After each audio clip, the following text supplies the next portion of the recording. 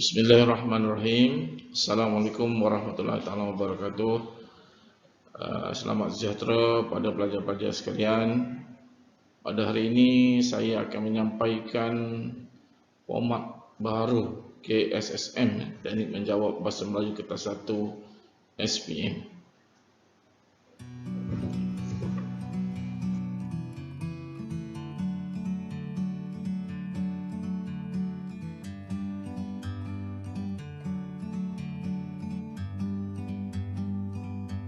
Like a bird on a tree, I'm just sitting here. I got time, it's clear to see. Format soalan bahagian A terbahagi kepada beberapa bentuk karangan, berformat dan tidak berformat. Masa yang dicadangkan ialah 30 minit dan pelajar kena tulis karangan antara 150 hingga 200 patah perkataan.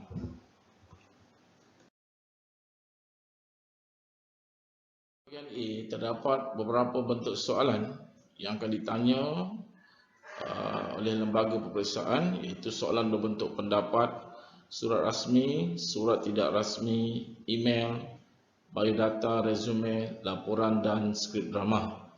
Walau bagaimanapun, saya akan beri tumpuan untuk menjawab teknik soalan bentuk pendapat kerana soalan ini memerlukan pelajar mencari kata kunci berbanding dengan soalan lain yang sudah diberikan kata kunci.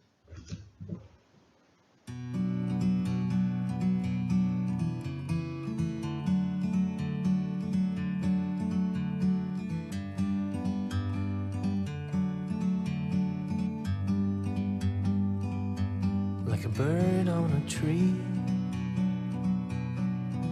I'm just sitting here. I got time, it's clear to see. From up here, the world seems small.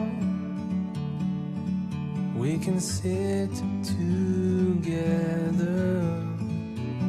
It's so beautiful, you and me. We meant to be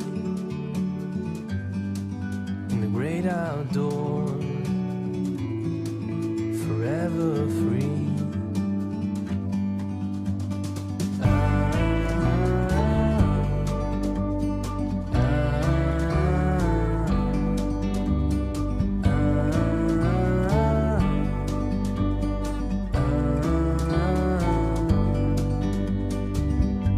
Sometimes you need to go and take a step back to see the truth around you. From a distance you can tell. Sebelum menjawab soalan, saya akan berikan dulu panduan menjawab soalan bahagian A, jenis pendapat. Kebiasaannya bahagian A sekurang-kurangnya 2 bahan dikemukakan dan boleh juga 3 bahan. Pelajar perlu mengenal pasti setiap kata kunci daripada bahan yang diberi sebelum memulakan penulisan. Kebiasaannya soalan ini mempunyai 3 bahan yang mempunyai skop tugasan yang berbeza walaupun mempunyai tema yang sama. Sebelum menjawab soalan, pastikan pelajar mengenal pasti arahan dan kehendak soalan. Baca arahan dengan jelas dan teliti, kenal pasti isu dan fokus soalan. Berikut merupakan contoh soalan yang berbentuk pendapat. Saya bacakan soalan, maklumat di bawah berkaitan dengan amalan membaca, huraikan pendapat anda tentang amalan membaca. Dan panjang huraian antara 150 hingga 200 patah perkataan. Kalau dilihat pada soalan ini, soalan ini berbentuk umum, iaitu amalan membaca, iaitu temanya. Dan pelajar kena mengenal pasti apakah kehendak-kehendak ataupun fokus tugasan berdasarkan 3 bahan yang diberi, iaitu bahan berbentuk sajak, petikan dan gambar. Okey, analisis yang pertama, pelajar kena mencari kata kunci untuk puisi. Saya bacakan puisinya. Mekar angsana pandang tak jemu, bunganya luruh ke dalam raga. Buku laksana lantaran ilmu, dasarnya penuh mutiara berharga. Okay. Kalau dilihat berdasarkan puisi ini merupakan bentuk pantun di mana pelajar akan mencari di bahagian maksud, itu di bahagian dua bahagian terakhir dalam pantun, iaitu buku laksana lantaran ilmu, dasarnya penuh mutiara berharga. Kemudian yang kedua, anak muda pulang ke desa, ibu dan ayah lama menanti, warga membaca tak buang masa, kutub kanah teman sejati. Jadi kita fokus kepada warga membaca tak buang masa, kutub kanah teman sejati. Jadi fokus untuk tugasan puisi yang diberi bahan puisi ini ialah satu, faedah menambah ilmu daripada maksudnya ialah buku laksana lantaran ilmu, dasarnya penuh mutiara berharga, dan yang kedua ialah mengisi masa daripada maksudnya warga membaca tak buang masa, kutub kanah teman sejati. Jadi dalam bahan satu, pelajar diberi fokus tugasan ialah faedah, iaitu menambahkan ilmu dan mengisi masa. Analisis bahan dua petikan. Pelajar perlu baca petikan dan cuba mengenal pasti apakah fokus soalan ataupun fokus tugasan yang perlu pelajar cari. Saya bacakan. Semua pihak haruslah berganding bahu untuk memupuk minat membaca dalam diri masyarakat dan tidak melepaskan tanggungjawab ini kepada pihak kerajaan semata-mata. Sebagai rakyat Malaysia pula, kita seharusnya mempunyai inisiatif dalam mengubah diri bagi memupuk minat membaca dalam diri sendiri. Jadi kalau pelajar lihat daripada petikan ini, pelajar nampak ada perkataan memupuk minat membaca. Di mana memupuk minat membaca ini datangnya daripada semua pihak, bukan sahaja daripada pihak kerajaan, tapi juga daripada kita sendiri. Jadi fokus tugasan lebih kepada usaha untuk menggalakkan budaya membaca. Dan fokus itu datangnya daripada diri kita sendiri dan pihak kerajaan. Berdasarkan bahan tiga, iaitu bahan grafik. Bahan grafik yang diberi juga mempunyai skop tugasan, di mana pelajar juga perlu mencari apakah fokus tugasan untuk dimasukkan dalam karangan anda. Itu penting sebab setiap bahan yang diberi, pelajar mesti wajib memasukkan fokus tugasan. Dan sekiranya pelajar tidak memasukkan fokus tugasan, sudah tentu markah pelajar akan dikurangkan. Jadi fokus tugasan kalau kita tengok dalam gambar ini ialah kajian interim, iaitu Tabiat Membaca Rakyat Malaysia 2014 oleh Perpustakaan Malaysia, dan di sini ditulis bahan bacaan pilihan, iaitu banyak bahan-bahan bacaan pilihan seperti majalah, surat khabar, kemudian bahan bacaan dan sebagainya lah. Jadi fokus yang diberi dalam bahan grafik ini ialah jenis bahan bacaan yang sesuai dibaca. Jadi berdasarkan ketiga-tiga bahan tadi, pelajar telah menemui beberapa fokus yang pelajar perlu tulis, iaitu faedah membaca, kemudian usaha untuk menggalakkan budaya membaca, dan jenis bahan bacaan. Ingatan kepada pelajar sebelum memulakan menulis karangan, pelajar seharusnya membina rangka karangan. Hal ini penting kerana ramai pelajar menganggap bahawa membina rangka karangan merupakan satu perkara yang buang masa. Tapi sebenarnya kalau kita tengok, kalau kita lihat, membina rangka karangan ini membawa banyak faedah kepada pelajar. Antaranya mengelakkan isi penting tidak disusun mengikut keutamaan. Contohnya kalau kita tengok tadi berdasarkan soalan, kita kena tahu apa yang perlu kita mulakan. Mana yang penting, mana yang tidak penting. Yang penting didahulukan, yang kurang penting dikemudiankan. Yang kedua, mengelak karangan daripada terpesong atau menyimpang. Perkara ini penting kerana ada pelajar yang menulis karangan tidak mengikut tugasan yang dikenaki ataupun fokus yang dikenaki, menyebabkan karangannya lari ataupun terpesong daripada kehendak tugasan. Kemudian kita juga hendak mengelakkan isi sama daripada berulang. Pelajar juga dapat mengelakkan daripada terputus idea, kerana bila kita nak membuat karangan, kita tak boleh berfikir membuat dua perkara dalam satu masa lah, seperti kata peribahasa sambil menyelam minum air. Kerana perbuatan ini menyebabkan kita seolah-olah cuba menulis karangan dan berfikir. Jadi keadaan ini merupakan satu perkara yang sukar dilakukan oleh pelajar lah. Itulah sebaik-baiknya pelajar harus menulis rangka karangan. Dan yang paling penting ialah bila adanya rangka karangan, masa untuk mengarang dapat dijimatkan.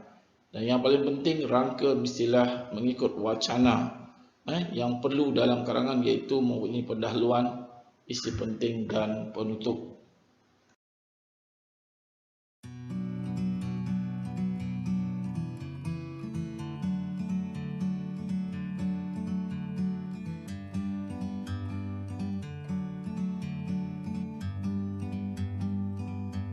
Like a bird on a tree,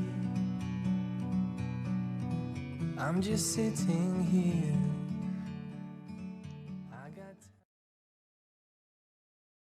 Penting kerana pendahuluan merupakan pintu gerbang bagi sesuatu karangan.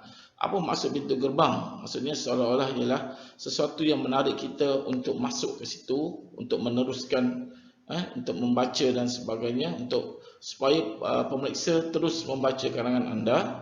Okay? Sebab pemeriksa akan dapat membuat tanggapan pertama melalui penulisan pendahuluan. Okay? Dan kebiasaannya pendahuluan yang menarik akan berjaya menambat hati pemeriksa. Manakala pendahuluan yang hambar pula akan mematikan minat pemeriksa. Dan pendahuluan yang dibina mestilah berkisar tentang isu yang dikemukakan dalam soalan. Jadi pendahuluan ini sangat penting kerana sekiranya pemeriksa sudah tidak berminat untuk membaca pendahuluan, secara automatik apabila kita nak menanda karangan, kita menggunakan kaedah impression, maka impression pemeriksa akan turun. Selanjutnya markah untuk isi dan penutup juga akan turun. Jadi penting pelajar menulis pendahuluan dengan begitu baik untuk menggalakkan pemeriksa terus membaca karangan anda. Kaedah yang saya sarankan adalah satu kaedah yang diberikan oleh penceramah ataupun guru cemerlang daripada Negeri Sembilan, iaitu Puan Nurmiza Mahat, di mana beliau telah merangka satu pendahuluan yang menarik lah. Yang mana pendahuluan ini tujuannya kita bagi pada pelajar supaya pelajar boleh gunakan kaedah ini, kerana kaedah ini dikatakan lebih mudah dan pelajar ada teknik yang lebih bagus lah. Secara tak langsung pelajar tidak akan buat pendahuluan tanpa mengikut strategi yang betul. Okay, yang pertama, kaedah yang kita pakai ialah bosit. Okay, apa maksud bosit? Bosit itu ialah daripada perkataan B. B itu ialah binaan ayat. Binaan ayat ni ialah kita ambil daripada soalan yang dikemukakan ataupun tema yang dibagi. Jadi kita boleh gunakan daripada soalan ataupun tema untuk kita bina beberapa ayat lah. Kemudian O ialah orang. Orang ni ialah ayat tokoh. Okay? Dan ayat tokoh kebiasaannya dia ada bukti, dia ada sebab, jadi dia perlu diexplainkan. Contohnya ayat tokoh menurut pakar motivasi, menurut Perdana Menteri Malaysia. Sekiranya pelajar tak nak gunakan ayat tokoh juga, pelajar boleh gunakan bukti, iaitu bukti daripada orang. Contohnya pelajar boleh bagi antara bukti yang boleh diketengahkan, hal ini disebabkan, itu juga antara konsep O. Kemudian S ialah ayat sejarah. Sejarah ini adalah berkaitan dengan zaman dahulu.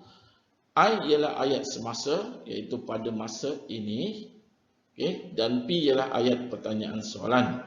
Walau bagaimanapun, walaupun kita bagi 5 kaedah, iaitu BOSIP ada 5 ayat, jadi pelajar hanya pilih 3 ayat sahaja daripada setiap pendahuluan. Walaupun kita bagi 5, pelajar hanya pilih 3. Sebab kalau tulis semua nanti jumlah perkataan akan melebihi daripada 35 patah perkataan.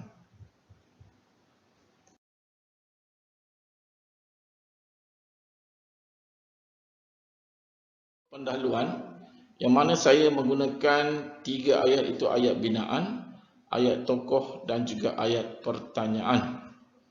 Contoh pendahuluan yang saya buat ialah isu amalan membaca kerap kali terpampang di dada-dada akbar. Menurut pakar motivasi, Datuk Dr. Fazilah Kamsah mengatakan bahawa membaca dapat menjadikan masyarakat lebih berilmu pengetahuan. Persoalannya, apakah faedah, usaha dan jenis bahan bacaan yang berkaitan dengan amalan membaca? Jadi skop pendahuluan ini jelas berkaitan dengan tema kita, iaitu tema membaca. Untuk menulis perenggan isi, pelajar menulis 3 isi berdasarkan kehendak tugasan. Sekiranya pelajar diberi 2 isi, maka pelajar pun harus menulis 2 isi berdasarkan kehendak tugasan. Gunakan isi yang diberi sepenuhnya. Sebaik-baiknya gunakanlah semua isi dan jangan ditinggalkan. Walaupun dalam setiap gambar tu ada 2 fokus, maka gunakanlah 2 fokus yang diberi. Perenggan isi mestilah mempunyai isi utama, iaitu ayat topik, ayat huraian. Ayat huraian berbentuk ayat huraian kenapa, ayat contoh dan ayat penegasan. Setiap ayat yang dibina perlu mempunyai kesinambungan antara satu sama lain supaya ayat yang dibina nampak menarik dan bertepatan dengan kehendak tugasan. Kesinambungan dan pertautan perenggan juga sangat penting untuk menghasilkan karya yang baik. Oleh itu, saya menggunakan penanda wacana supaya kesinambungan pelajar akan jadi lebih baik dalam menulis isi. Dan satu isi ataupun satu fokus hanya untuk satu perenggan. Seterusnya, setiap perenggan perlu mempunyai panjang yang hampir sama. Bermakna pelajar kena meneliti bahawa perenggan yang ditulis supaya sama banyak agar tidak nampak kecacatan dalam pemerengganan. Bagi memantapkan isi karangan, calon perlu memasukkan peribahasa, ungkapan dan kata-kata hikmat, pantun, petikan kata dan sebagainya. Walau bagaimanapun, calon tak perlu tulis terlalu banyaklah. Hanya bersesuaian, lebih kurang 2 atau 3 perkataan-perkataan yang baguslah dimasukkan dalam setiap isi yang ditulis. Kemudian bahasa juga harus jelas, tepat dan dapat menjelaskan isi karangan yang ditulis. Dan ayat istilah gramatis, menggunakan penanda wacana dan tanda baca yang sesuai. Kaedah menghurai isi. Kaedah ini saya gunakan kaedah Jahuchon. Itu satu kaedah dibuat oleh penulis yang sama, itu Puan Nurmizah. Kaedah ini menjelaskan tentang JA. JA itu ialah ayat jawapan. Ayat jawapan datangnya daripada ayat pertanyaan soalan. Kemudian hu ialah ayat huraian. Ayat huraian kenapa. Dan con ialah ayat contoh. Dan S ialah simpul. Bermakna ada 4 ayat saja yang pelajar akan gunakan. Di sini pelajar boleh lihat bagaimana saya menghuraikan isi yang pertama, iaitu faedah membaca. Umum mengetahui bahawa amalan membaca dikatakan dapat menambahkan ilmu pengetahuan. Itu isi dalam fokus 1. Hal ini dikatakan yang kerana mereka yang membaca punya pengetahuan yang luas. Ini huraian kenapa. Sebagai analogi, mereka yang membaca sering memberikan jawapan yang bernas jika diajukan pelbagai soalan. Itu huraian contoh. Kemudian huraian penegasan, jelaslah bahawa amalan membaca dapat mengeluarkan uzur dalam kita kerana membaca jambatan ilmu. Fokus yang kedua ialah usaha menggalakkan budaya membaca. Jika dilihat dari perspektif yang berbeza, usaha menggalakkan amalan membaca perlu diteruskan. Sebagai tamsil, pihak kerajaan harus mengadakan kempen membaca di seluruh pelosok negara. Kerana hendak Sri Budaya, tak hendak Sri Budalih. Hal ini bertujuan untuk memberi kesedaran kepada masyarakat. Izaharnya, kempen ini perlu dibuat secara bersungguh-sungguh agar matlamatnya tercapai. Isi yang ketiga, saya huraikan jenis bahan bacaan. Okay, perkataan yang saya gunakan sebagai permulaan ayat ialah mauduk seterusnya. Jenis bahan bacaan juga amat penting demi membantu melahirkan masyarakat yang berilmu. Masyarakat seharusnya menggunakan masa lapang dengan baca bahan yang berfaedah kerana masa itu emas. Hal ini bertujuan agar melahirkan masyarakat yang berilmu. Oleh itu, bacalah majalah, surat khabar dan buku ilmiah jika ingin menambahkan ilmu. Okay, di bahagian penutup pula, saya memastikan sebelum pelajar menulis penutup, penutup juga seperti pendahuluan, seperti rumah kita, bermakna ada pintu depan dan ada pintu belakang. Dan kedua-dua pintu ini begitu penting. Sekiranya penutup kita tidak cemerlang, sudah tentu karangan kita juga tidak cemerlang. Okey, itu sebab karangan yang cemerlang harus mempunyai penutup yang matang. Dan ramai pelajar mengabaikan benda ini kerana menganggap bahawa penutup adalah tidak penting.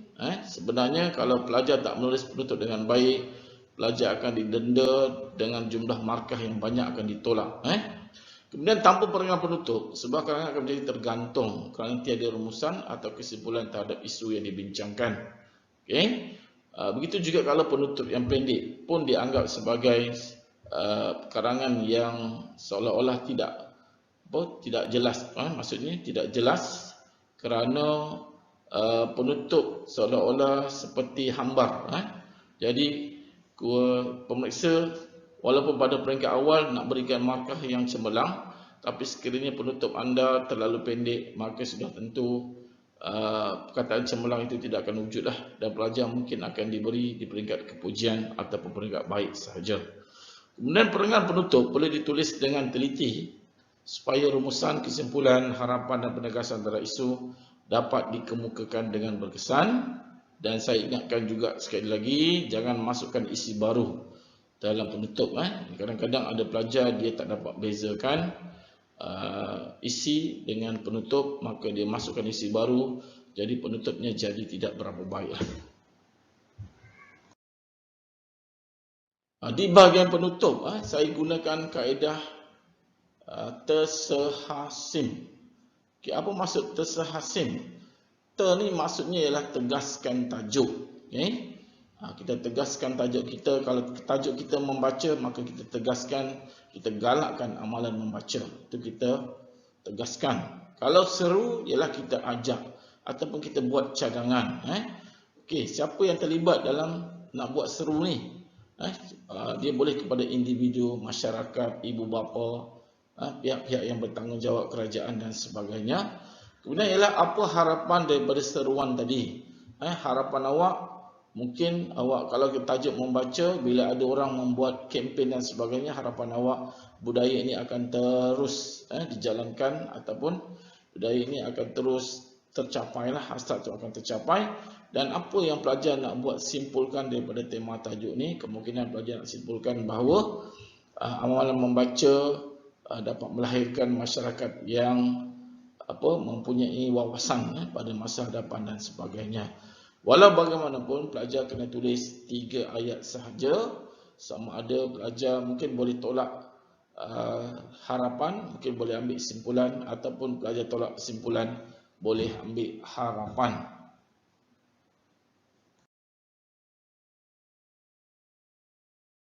Berikut ialah contoh penutup yang saya gunakan 3 kaedah. Itu saya gunakan tegas, harapan. Jadi daripada huraian di atas ternyatalah bahawa amalan membaca membawa 1000 kemaslahatan. Itu saya tegaskan tajuk. Oleh yang demikian, semua pihak dapat sia sekata dan sederap melangkah dengan menggalakkan budaya ini. Dan harapan saya, hal ini sesuai dengan peribahasa Melayu di mana ada kemahuan di situ ada jalan, menggambarkan bahawa harapan kita, masyarakat kalau nak buat sesuatu boleh berubah. Tiada siapa yang boleh merubah diri kita kecuali diri kita sendirilah.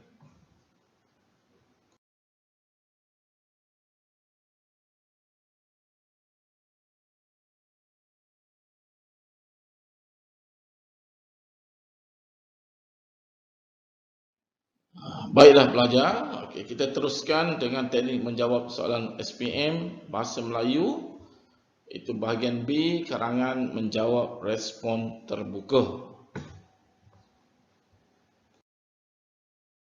Bentuk karangan, bahagian yang kedua ini ialah soalan boleh ditanya bentuk berformat dan juga soalan juga berbentuk umum. Okey, pelajar akan ditanya beberapa soalan mengikut pembahagian soalan-soalan, iaitu domain awam, domain peribadi, domain pendidikan dan domain kerjaya. Okey, di sini saya akan huraikan apakah maksud domain-domain yang diberi. Okey, yang pertama ialah domain peribadi. Domain peribadi ini lebih ke arah berinteraksi dengan keluarga, kawan-kawan, jiran dan masyarakat sekeliling. Jadi soalan akan berkisar kepada peranan keluarga, peranan anda membantu sahabat dan sebagainya lah. Kemudian yang kedua ialah domain awam, berurusan dengan perkhidmatan, badan pentadbiran, aktiviti sosial dan budaya dalam masyarakat. Budaya dalam masyarakat ini dikaitkan dengan nilai-nilai murni dan sebagainya. Kemudian pendidikan berkaitan dengan ilmu pengetahuan dan kemahiran khusus. Contohnya pengetahuan pelajar tentang sekolah, tentang sukan, tentang koperasi ataupun tentang mata pelajaran. Okay. Dan akhir sekali ialah kerjaya, berkaitan dengan aktiviti yang melibatkan persediaan menyertai alam kerjaya. Contohnya kenapa pelajar perlu belajar bahasa-bahasa luar, seperti bahasa Jepun, bahasa Korea, Cina, dan juga bahasa-bahasa yang lain lah. Apa tujuannya? Juga ada kaitan dengan kerjaya. Berikut ialah contoh-contoh soalan mengikut domain.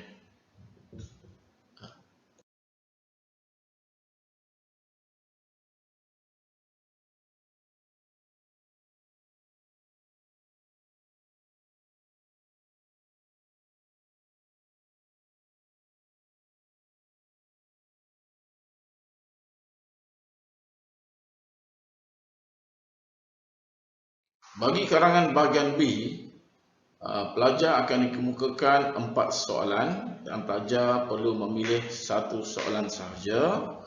Panjangnya antara 350 hingga 500 patah perkataan. Dan masa yang dicadangkan ialah 1 jam 30 minit dan markah yang diberi sebanyak 70 markah. Bahagian B meliputi tata bahasa atau penggunaan ayat dan kata.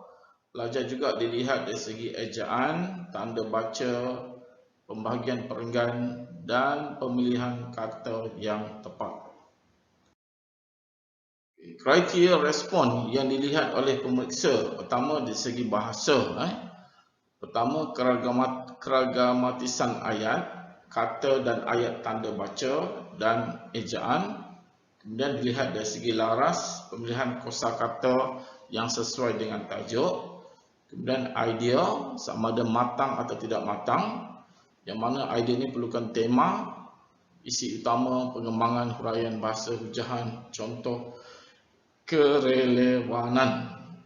Pengolahan dilihat dari segi wacana, sama ada logik atau tak logik dari segi huraian yang dibuat. Kemudian pemerengganan juga sesuai dan mengikut format atau tidak sekiranya soalan tidak berbentuk format. Dan akhir sekali pemeriksa akan melihat gaya bahasa, kekinaan bahasa, ungkapan dan peribahasa. Pemeriksa akan melihat skema pemarkahan. Kebiasaannya di bahagian akhir pemeriksa akan menulis skema pemarkahan seperti takrif, isi, bahasa, pengolahan dan penyampaian. Okey, sekiranya pelajar takrif yang ditulis matang, sangat tepat, idea sangat jelas, bahasa berkembang, gramatis, pengolahan sangat menarik. Bila ada sangat, maka pelajar akan dapat A+ lah. Tapi sekiranya bahasa kurang jelas, takrif tidak tepat, olahan tidak lancar, bahasa bercampur-campur ataupun penanganan pun tidak seimbang, pengolahan tidak menarik, maka mungkin pelajar akan dapat markah di bahagian penguasaan minimum sahaja. Okay, berikut merupakan kriteria penskoran untuk bahagian B. Untuk cemerlang, pelajar akan dapat markah 60 ke 70 dan untuk kepujian 50 ke 59, baik 40 49, memuaskan 30 39, kurang memuaskan 20 hingga 29 dan pencapaian minimum 1 hingga 19.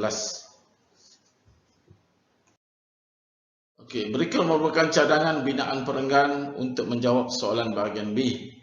Okey, pendahuluan berkaitan dengan tema 50 patah perkataan, iaitu gunakan 4 ayat, isi 3 isi minimum, 5 ayat bagi setiap isi.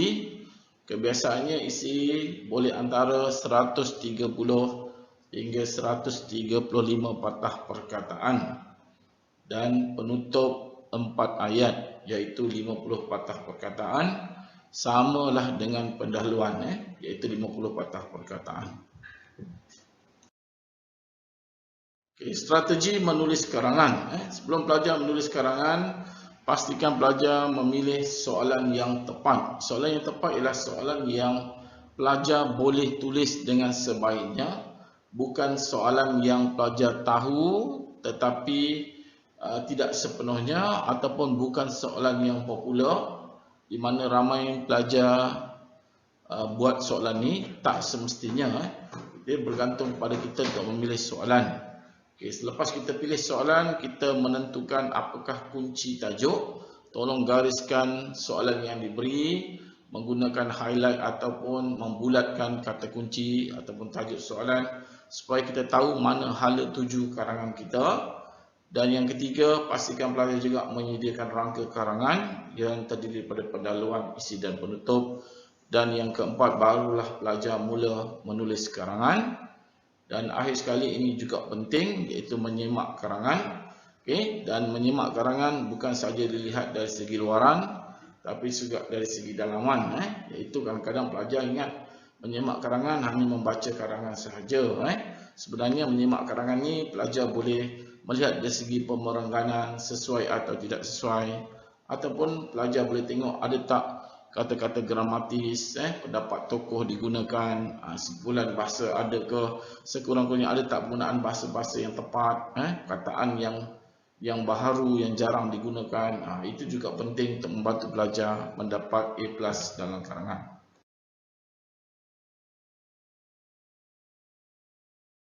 Kebiasaannya, soalan-soalan mempunyai kata kunci tajuk, seperti nyatakan sebab, berikan hujah, bincangkan, cadangkan cara, huraikan peranan, kemukakan pandangan, ulaskan, jelaskan pendapat, nyatakan pendirian. Jadi kata kunci ini penting supaya pelajar tengok betul-betul, supaya pelajar tidak menulis isi yang salah. Pemilihan kata kunci sangat penting supaya pelajar boleh menulis dengan cara yang tepat dan bernas.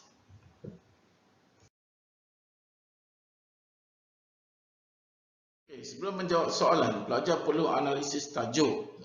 Analisis ini sangat penting supaya pelajar tahu bahawa apakah kehendak tugasan sebenar, dan pelajar mesti gariskan tugasan ini agar karangan tidak terpesong. Contoh soalan, buruh asing banyak yang bekerja di negara kita. Mereka ini banyak bekerja di sektor perladangan, pembinaan dan perkilangan. Kemasukan mereka banyak menimbulkan kesan.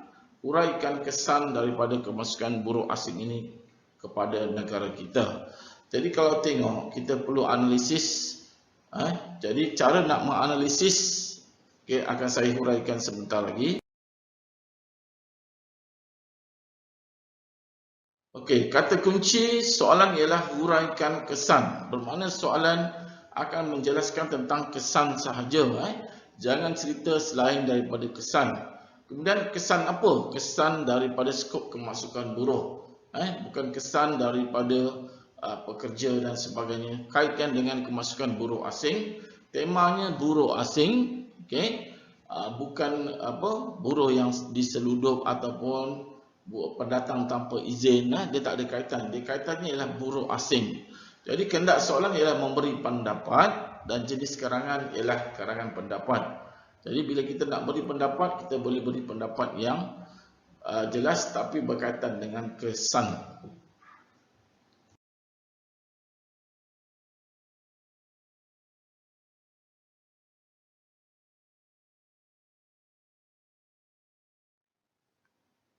Okey, untuk pendahuluan bahagian B, okey, saya menggunakan teknik yang dipanggil MESOP. Ada? Okey. Apa maksud MESOP? MESOP ni ialah ME, iaitu membina ayat daripada soalan. E ialah explain. Explain ni ialah kita berikan sebab daripada ayat pertama kita. Kita berikan contoh, kita boleh berikan kajian, dan kita boleh berikan pendapat tokoh. Walaupun begitu, hanya pilih salah satu daripada sebab-sebab inilah. Kemudian S lagi ialah sejarah ataupun semasa, pun pilih satu. SO maksudnya ialah sokong tajuk, dan P ialah pertanyaan soalan.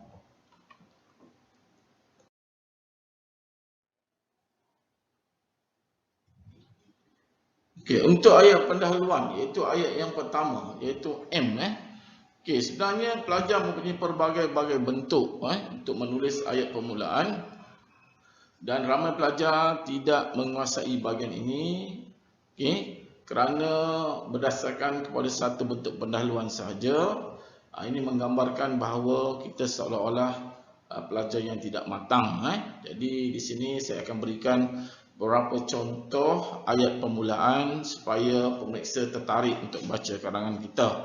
Kaedah yang pertama ialah kita boleh gunakan tajuk-tajuk akhbar. Contohnya tandas awam diconteng dengan kata-kata lucah. Itulah tajuk-tajuk berita yang digambarkan di media massa. Kemudian ada pelajar gunakan kaedah peribahasa. Orang Melayu mengkaitkan peribahasa. Antara peribahasa yang menggambarkan seorang tak pernah jasa ialah seperti kacang lupakan kulit. Ini contoh. Dia tak rekod. Dulu. Stop.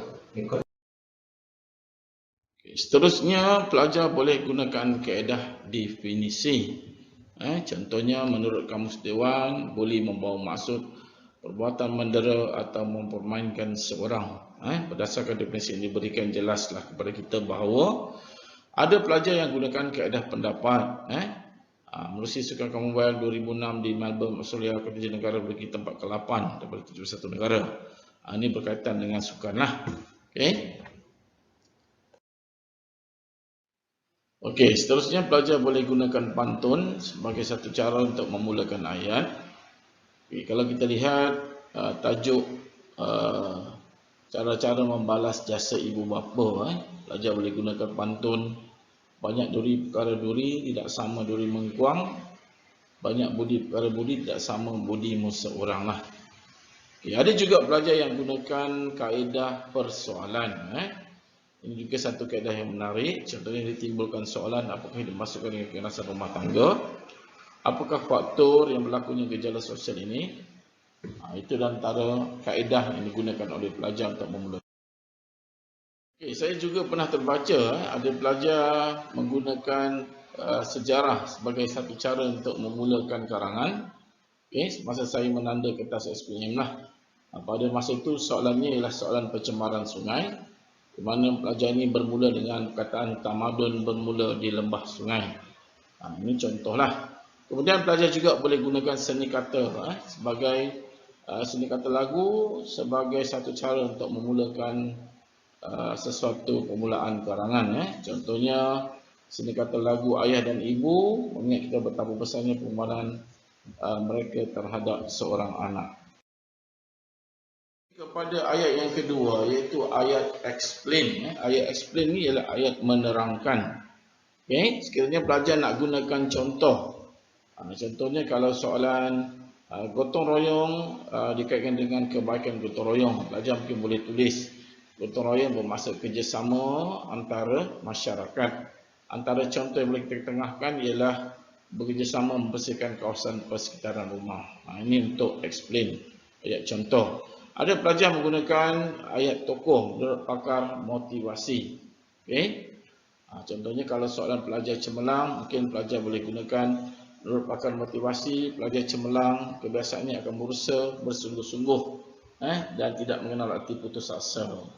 Okay. Ada pelajar juga boleh gunakan kaedah kajian. Kajian dibuat oleh Kementerian Pendidikan menunjukkan bahawa gejala ponting sekolah semakin hari semakin membimbangkan banyak pihak.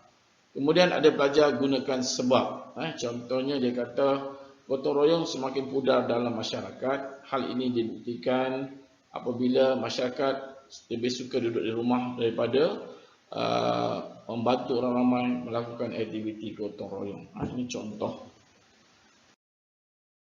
Pelajar juga boleh gunakan ayat sejarah sebagai ayat penyambung. Contohnya ada pelajar gunakan pada zaman dahulu aktiviti gotong royong sudah menjadi kebiasaan dalam masyarakat. Contohlah kalau cerita gotong royong.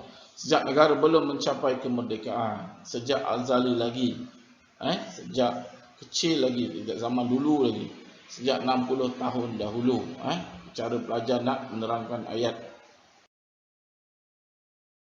Okay, pelajar juga boleh menggunakan isu semasa sebagai satu ayat untuk meneruskan kesinambungan daripada ayat-ayat yang pelajar tulis tadi. Contohnya dalam menongkar arus penggunaan kita sekali disogokkan dengan isu gejala vandalisme yang kerap berlaku. Contohlah dalam meneliti alah baru, berbagai isu pada era globalisasi, dalam meneliti ranjau kehidupan yang penuh pancaroba, mauduk, isu atau mauduk tentang perkara yang tak pernah sunyi. Ini semua antara ayat-ayat isu semasa menggunakan perkataan-perkataan yang menariklah. Kebiasaannya pelajar akan menggunakan ayat sokong. Sokong tajuk ni menjelaskan tentang sokongan kita untuk menyelesaikan masalah. Jadi contoh ayat sokong ni ada pelbagai contoh. Salah satu saya bacakan. Kalau soalan berkaitan dengan pencemaran alam sekitar, pelajar boleh gunakan tiada penyakit yang tiada penawarnya, maka usaha yang konkret sistematik dan pragmatik harus dilaksanakan secara berterusan agar masalah ini boleh dibasmi sehingga ke akar umbi. Itu ialah ayat sokong. Akhir sekali pelajar boleh gunakan untuk menulis pendahuluan ialah ayat pertanyaan soalan. Ada pelbagai bentuk kaedah cara. Contohnya pelajar boleh gunakan persoalan yang kini. Apakah ada pelajar yang boleh gunakan persoalan yang sering berlegar-legar di minda kita. Ada pelajar yang tulis persoalan yang sering menjadi tanda tanya, persoalan yang menerjah dan menerawang. Pilihlah yang mana pelajar rasa sesuai. Sebab ayat ini merupakan ayat yang baiklah. Untuk perenggan isi, kita menggunakan kaedah yang dipanggil in-bakub. Kaedah ini menggunakan ayat isi, iaitu A itu ialah ayat isi, contohnya sebagai keputusan minda kita yang pertama. Kemudian M ialah ayat huraian kenapa. Contohnya hal ini dikatakan demikian kerana. B, A ialah ayat contoh, iaitu ayat bagaimana. Sebagai contoh, biar kita ambil contoh. Kemudian BAK, K ialah ayat kesan. Daripada contoh tadi, wujudlah kesan. U ialah ayat ungkapan menarik ataupun ayat kesan. Dan last sekali ialah P ialah ayat penegasan isi. Untuk memudahkan pelajar menulis karangan dengan lebih baik, di sini saya sertakan kaedah-kaedah in-bakub tadi. Saya peroleh idea ini daripada Sifu Semengga, itu Cikgu Zainuddin. yang memberikan tips yang menarik bagaimana cara untuk menulis isi yang menggunakan kesinambungan ayat yang menarik dan juga penanda-penanda wacana. Jadi pelajar boleh gunakan penanda wacana ini sebagai satu cara untuk menulis karangan kerana ayat yang digunakan memang begitu menarik. Okey, berikut merupakan ayat topik, ayat topik ataupun ayat permulaan, ayat idea, yang mana pelajar boleh gunakan untuk memulakan sesuatu penulisan. Contoh, memang tidak dapat dinafikan bahawa umum mengetahui bahawa sebagaimana kita maklumi, pada hemat saya, lontaran idea pertama, kedua dan ketiga.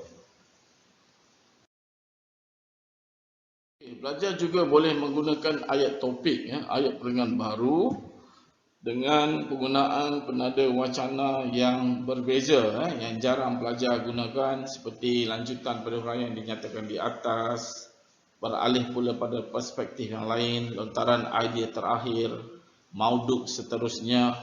Jadi perkataan-perkataan ini merupakan perkataan-perkataan yang menarik, yang perlu pelajar gunakan untuk pelajar supaya nampak kematangan pelajar, menggambarkan pelajar membaca. Ayat huraian kenapa, ada banyak perkataan yang boleh menjelaskan ayat huraian kenapa. Kenapa saya bagi ada pelbagai supaya pelajar boleh tulis dalam peringan pertama ayat yang lain, kedua ayat lain, ketiga ayat lain, keempat ayat lain. Tujuannya supaya nampak ada perbezaan dan kita tak adalah gunakan ayat yang sama saja dalam setiap perenggan. Ini merupakan ayat contoh. Contohnya sebagai analogi, sebagai tamsil, biar kita ambil contoh bagi membuktikan perkara ini. Contohnya boleh diketengahkan. Contoh kata yang paling dekat dengan kita. Saya tahu ramai pelajar akan tulis banyak bermula dengan sebagai contoh. Seolah-olah pelajar tak ada idea. Itu sebab kita bagi perkataan-perkataan ini. Okey, untuk ayat penegasan, pelajar boleh mulakan dengan perkataan jelaslah bahawa, izharlah bahawa, dedaksinya, seyogianya pada hakikatnya.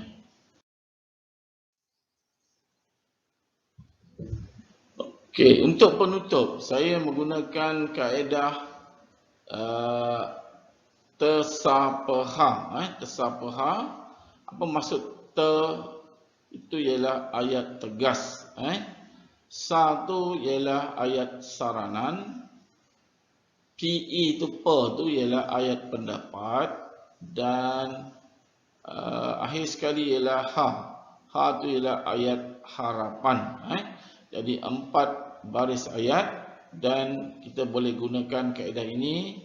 Lebih mudah kita nak menulis kerana bukan saja kita tahu apa cara untuk sambung satu ayat ke satu ayat, tetapi juga kita diberikan dengan penanda wacana yang memudahkan kita untuk menulis. Okey, saya perincikan lagi. Contohnya ayat tegas. Jadi pelajar selain pada apa ayat yang kita bagi tadi, pelajar juga boleh menggunakan ayat-ayat yang bagus. Contohnya sebagai menggulung secara telah berkatakan, sudah terang lagi bersuluh. Bincangan saya meniti puncaknya, maka sebagai orang yang menegaskan bahawa semua ini merupakan ayat-ayat yang sangat menarik. Ini merupakan ayat seru, ataupun ayat ajak, ataupun ayat cadangan, ataupun ayat saranan. Mungkin pelajar jarang menggunakan ayat ini dalam karangan pelajar, tapi bila pelajar dah belajar benda ni, maka gunakanlah kerana ayat ini menunjukkan banyak perkara-perkara yang menarik, yang jarang digunakan oleh pelajar. Dan ayat ini juga boleh menarik pemeriksa untuk terus membaca, kerana ayat ini menjelaskan tentang saranan berbentuk cara teknik yang agak menarik lah. Berikut ialah ayat pendapat yang pelajar boleh gunakan. Sebab ayat demi ayat ini ialah mempunyai kesinambungan yang begitu baik. Contohnya bila kita dah buat usaha tadi, maka kita sambut dengan perkataan usaha yang laksana perlu bersungguh-sungguh. Prakasa ini ambil komitmen yang padu. Jangan sampai dah jadi bubur baru nak menyesal. Kita sewajarnya bertindak dengan menarik rambut dalam tepung. Ini semua antara perkataan-perkataan yang saya ambil daripada buku karangan. Okay? Dan pelajar boleh gunakan ayat ini untuk menyambung. Dan pelajar perlu menghafal supaya nampak pelajar tak payah nak fikir. Sebab ramai pelajar kadang-kadang susah nak menulis ayat-ayat pendapat ni kerana tak ada idea. Maka kita bagi idea. Idea ni pelajar boleh gunakan untuk menyambung ayat. Ini merupakan ayat harapan. Ayat harapan ni biasanya lebih kepada kesimpulan. Contohnya, demi meresikan visi Kudus Wasan 2020. Okay? Dengan keizinan Tuhan Yang Maha Esa, kita yakin dengan ini diharapkan besarlah harapan kita. Marilah kita menjangkau sehabis tangan, sebelum nasib, sebelum visi. Semua ayat-ayat ini sangat menarik kalau kita gunakan. Nampak seolah-olah macam kita seperti mempunyai banyak perkataan baru walaupun kita belajar sebenarnya.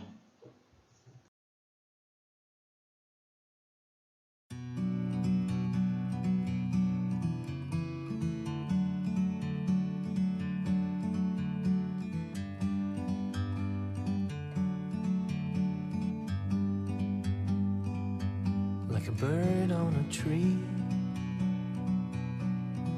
I'm just sitting here.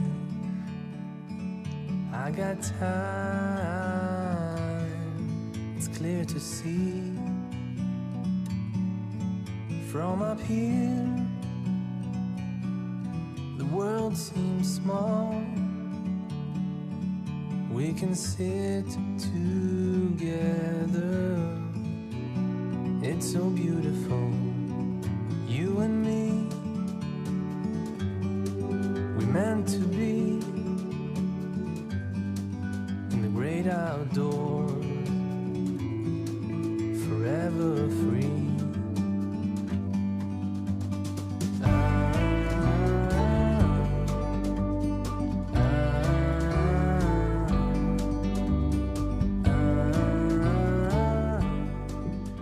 Okey, akhir sekali saya ingin mengucapkan terima kasih kepada pelajar kerana sudi mendengar ceramah ini daripada mula sehingga akhir.